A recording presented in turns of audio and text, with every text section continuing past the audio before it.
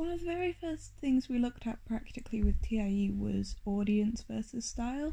So we were split up into 3 groups, and each of these groups had something different to focus on.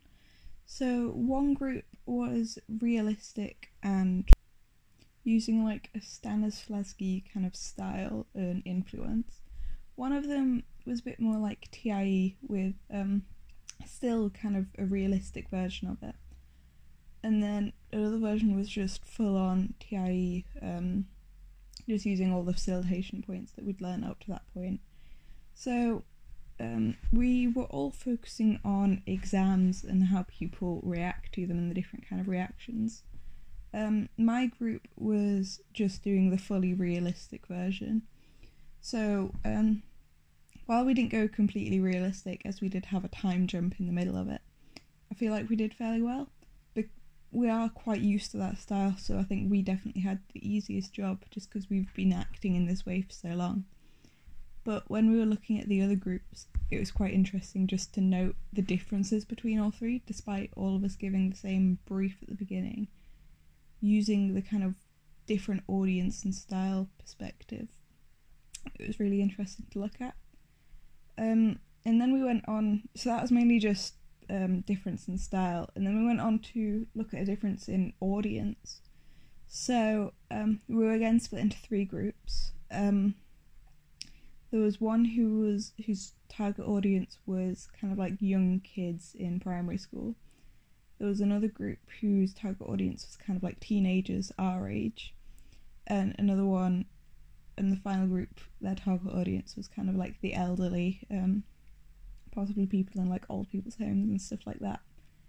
So I was in kind of the teenage group, so again, kind of the easiest one, just because it's the target audience is our age, so we kind of know how we'd react to it. So we had a few different briefs to go over. So one of them was kind of isolation and kind of what that means to each group and how we get that across to people.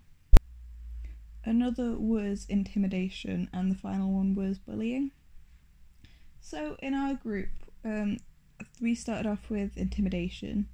So we did it in kind of like a gym setting, because I feel like a lot of teenagers, like they're just starting to be able to go to the gym. They're very conscious of how they look, and a lot of people do choose to go there and exercise quite a lot. So we had it where most people were in there, like knowing what they're doing the exercises, and one person walking in, looking around, not really knowing what to do, and kind of getting intimidated by all these people that are there, because none of them are there to help them. So that's what we chose to do. And then when we looked at the other groups and what they did for their target audiences, it made it kind of obvious how things change depending on the audience. So for the group doing the elderly, they were doing it more about prank calls and trying to steal information off the old people. So when people calling up pretending to be an insurance company or something, asking for credit card details,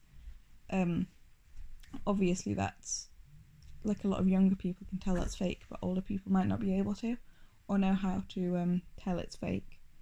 So that's what they did for theirs, and the people targeting primary school kids chose to do it in like a playground sort of setting, like a setting that they're very familiar with, and it's just very typical of like little kids intimidating this other one, quite similar to bullying in a way, I guess. But I feel like just watching them all back and going through them really shows the difference, and I think we definitely need to take this into account when we're devising our piece, because while we're targeting it at teenagers, they're slightly younger than us, so we need to remember that while we can do it for the most part at what we think, we also have to remember that they're not as old as us, so they might not understand as many ideas, and potentially we just need to dumb it down a little bit, especially as our target audience is kind of like the whole of year 11 as far as I know. So there's lots of different ability groups within that. So we need to think about how to target it, because it's not just about age, it's about mental ability and backgrounds and everything like that. So obviously it's a wide range of that, and the only thing really similar that they've got is their age. So we definitely have to think about how to compromise on certain things. Overall, I think it's a really useful activity to do, especially right at the beginning, as we're just getting to grips with TIE as a concept and how to really tackle it, because virtually none of us has had any contact with TIE before. It's definitely a very new thing. It's a new way of acting, because it's kind of half acting, half like just interacting with people and getting used to that, as opposed to full on Stanislavski acting that we've done in the past.